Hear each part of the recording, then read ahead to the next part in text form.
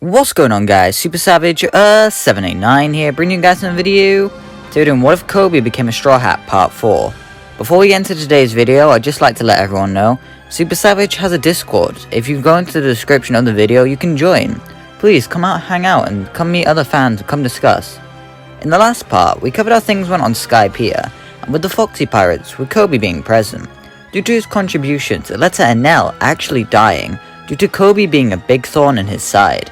It also meant the Straw Hats swept against Foxy due to Coby and Issac being able to pick up the bow and fly away.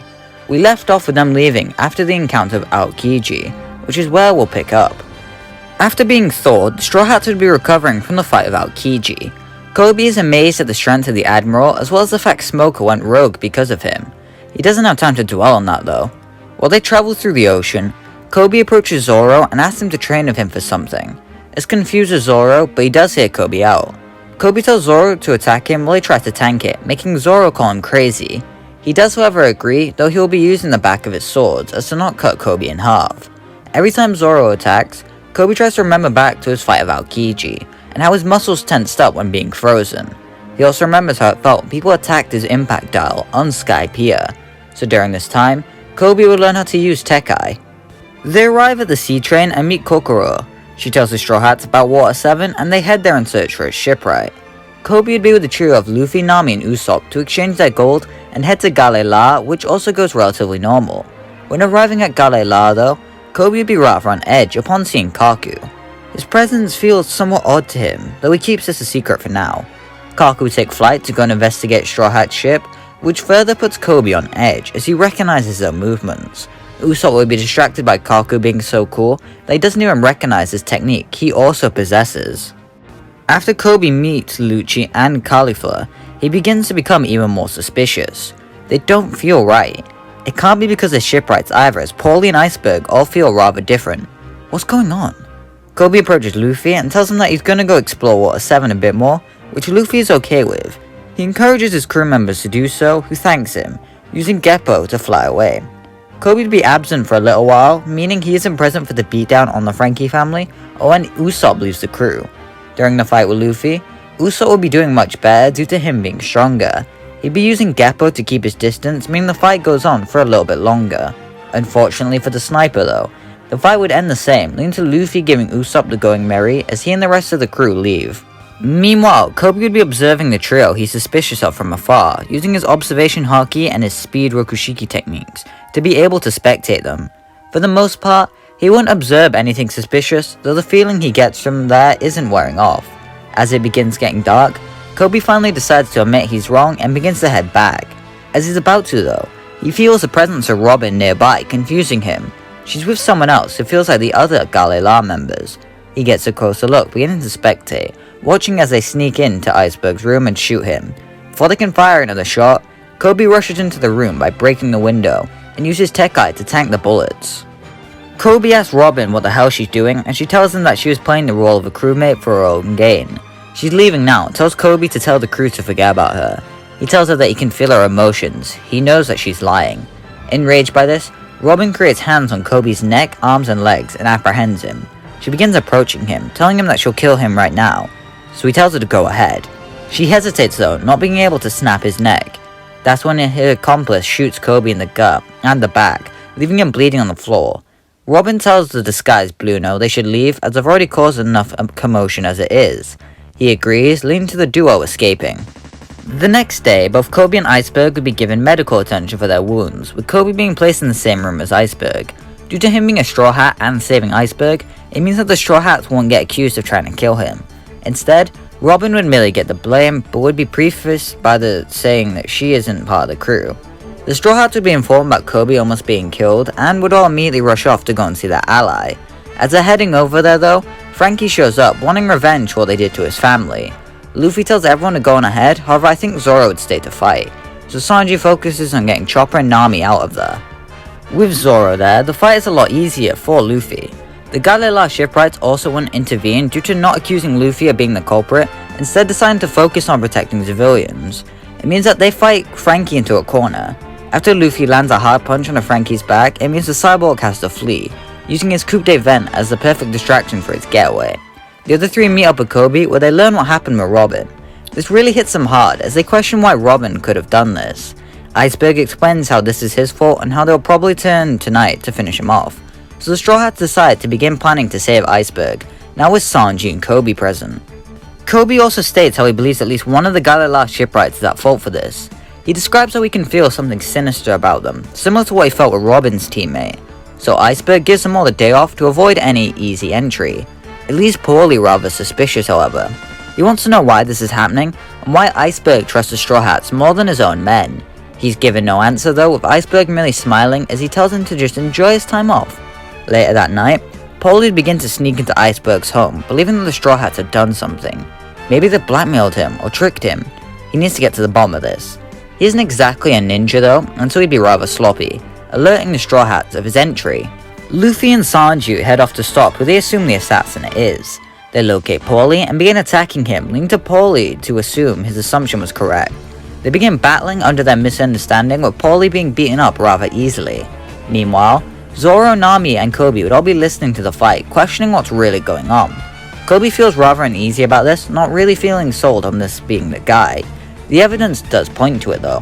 While they're talking, a door opens up below the trio, making them fall through, leaving Coby face to face with the man from last night. Zoro draws his blades ready to fight, telling Coby and Nami to go to Iceberg and hurry. As they go to leave though, they're cut off by a spiky whip, leading to them having to fight a disguised cauliflower.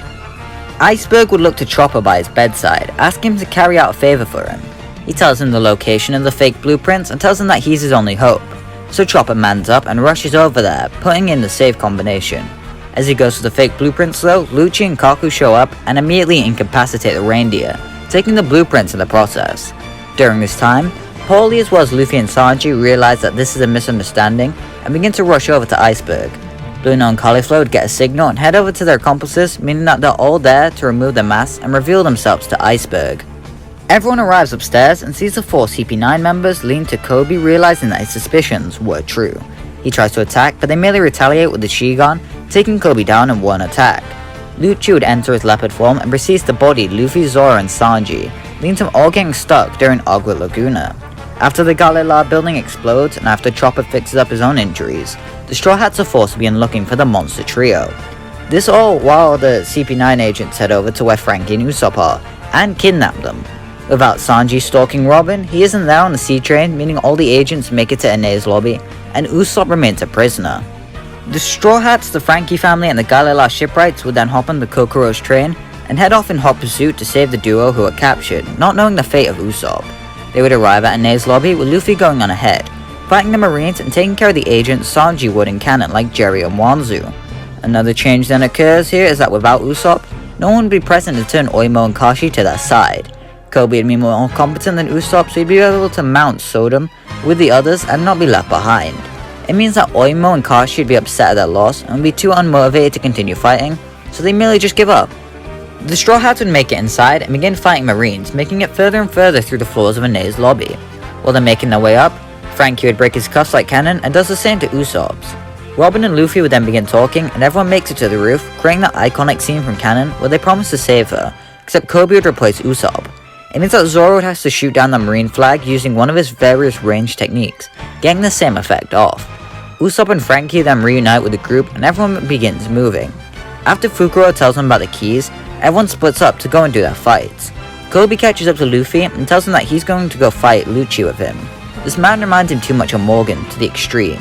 He won't let someone like him go. While Luffy wants to argue, he trusts Coby, and so he agrees. Due to Coby being there, he'd be able to sense where Lucci is, and so they arrive slightly faster. They begin fighting with Lucci, where they'd be doing quite well. Lucci would begin antagonizing Coby as he fights, calling his Rokushiki techniques a pale imitation.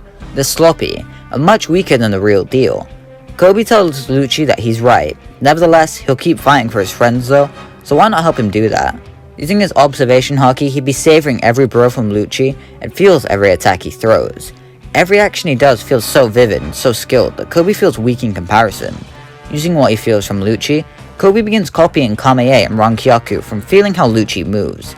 He'd be using this fight as a learning moment for the future, while Luffy does the majority of the major hits. Eventually, Luffy and Lucci kick it up a gear, entering Gear 2 and Hybrid form respectively. It leads to Coby struggling to keep up, especially with his much weaker version of his Rokushiki. He begins to feel more like a burden as they fight, relying almost solely on his Haki to keep up. Seeing Coby as a pest, Lucci turns to him and tells him to get out of his way, using the Roku Ogon onto the pink-haired boy. He begins to bleed from the wound as his eyes white out and he's launched into a wall, enraging Luffy. He would attack Lucci with an amp in strength, since for some reason, rage amps people. Coby would be trapped in his own head, beginning to ask himself if he's going to die here. He begins to remember how useless he felt when he first met Luffy on Alvida's ship, and how Luffy motivated him to grow. How Luffy showed him a whole new world of doing good. He begins to feel everyone fighting and dying all around the land, and realizes that he can stop it if he just gets up. Almost completely unconsciously, Coby gets back to his feet, just as Luffy finishes his first usage of Gear 3. His head is so fuzzy that right now, he's relying purely on his Haki to see. Sensing his captain in danger, Coby uses Soru to rush to his aid, moving faster than he ever has before, kicking Lucci away from the mini Luffy. Coby begins to fight Lucci with a newfound strength to his techniques. While he still of course isn't stronger than Lucci, his use of Haki helps him begin to get the better of the trained assassin. It buys enough time for Luffy to regrow and enter the fray once more. Together, Luffy and Coby are able to finally put down Lucci and leave him in the rubble of the burning down Aeneas lobby. From here, the escape from Aeneas lobby goes like normal, except Usopp doesn't have his sword kicking attire. The Going Merry still dies, and Frankie still tells him he's going to build him a new ship. Everyone will be issued a bounty, and Coby's no exception, getting a solid bounty of 61 million berries. Let me know down in the comments why, you think I decided 61 million. There's a genuine reason behind it, it's not just a random number. When Garp arrives, Coby would be shocked at the presence of the marine hero, and would begin fanboying out, leading Garp to punch Luffy for having a weird pirate crew member. It'd also be cool to see Coby and Helmeppo interact in this timeline, with them actually getting along quite well. The Straw Hats will then all get the Thousand Sunny, and recruit Frankie on the ship. After Usopp apologizes, he also rejoins the crew, leading to the Straw Hats all leaving Water 7, which is where we're going to leave things for right now. If you enjoyed this part, why not hit the like button? It lets me know you want to see a part 5, and it does help out the channel. Also, join the Discord. It's new, it's fresh, and it's a great way to keep in touch with me and the fans. We'll be having game nights, you can leave your water suggestions, show thumbnails, and even get sneak peeks into videos. The people in the Discord actually saw Coby's bounty way before this video came out. And yeah, bye!